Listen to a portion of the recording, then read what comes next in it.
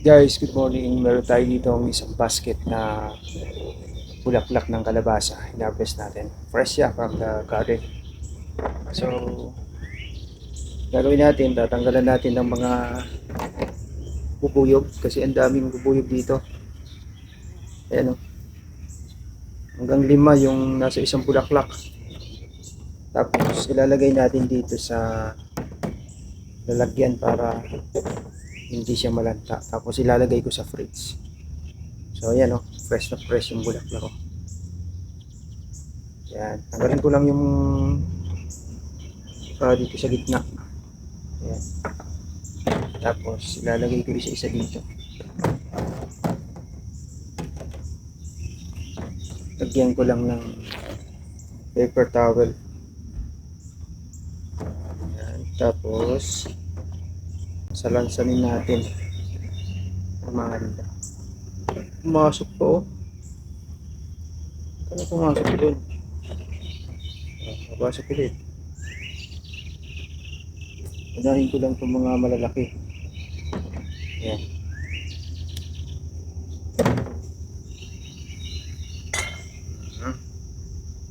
Wala kasing humihingi eh. Hindi yata nila alam paano lutuin ito.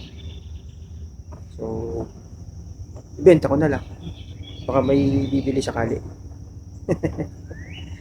Daming bubuyog. Ito, may 3 bubuyog oh. Yan. Ito yung every morning pinagkakaabalahan na i-harvest ni Mrs. eh. Kagabi nagluto ako ng limaasag.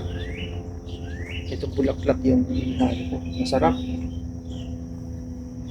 First time ko makatikim ng ginataan na ang sarap is bulaklak ng kalabasa.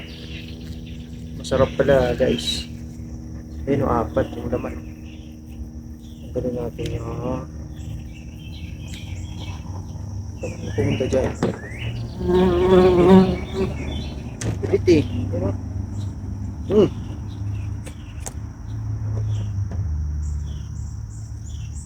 Ito malalaki.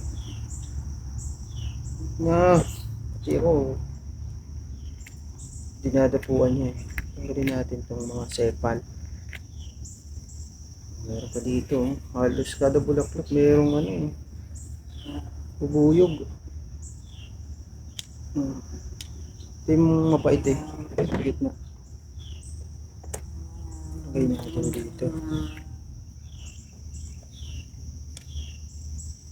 Baka sakaling may bibili, meron tayong pambili ng organic na fertilizer dyan sa garden.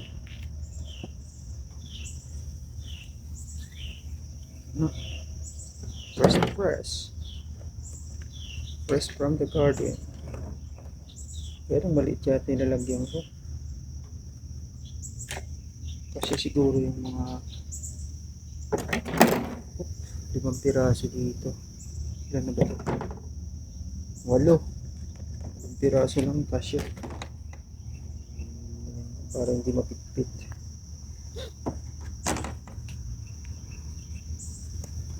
Yun o.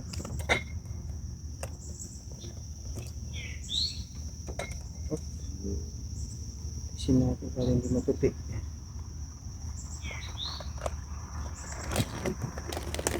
Yun. Pwede na tayong isang pot.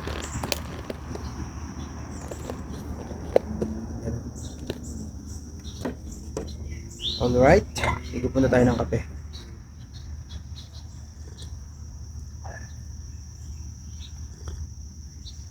Masarap. Ito yung ating libangan sa umaga. Every morning, gumagawa ko nito. Harvest ni Mrs. Gagawin ko Gagawin ko naman, lalagay ko sa lalagyan.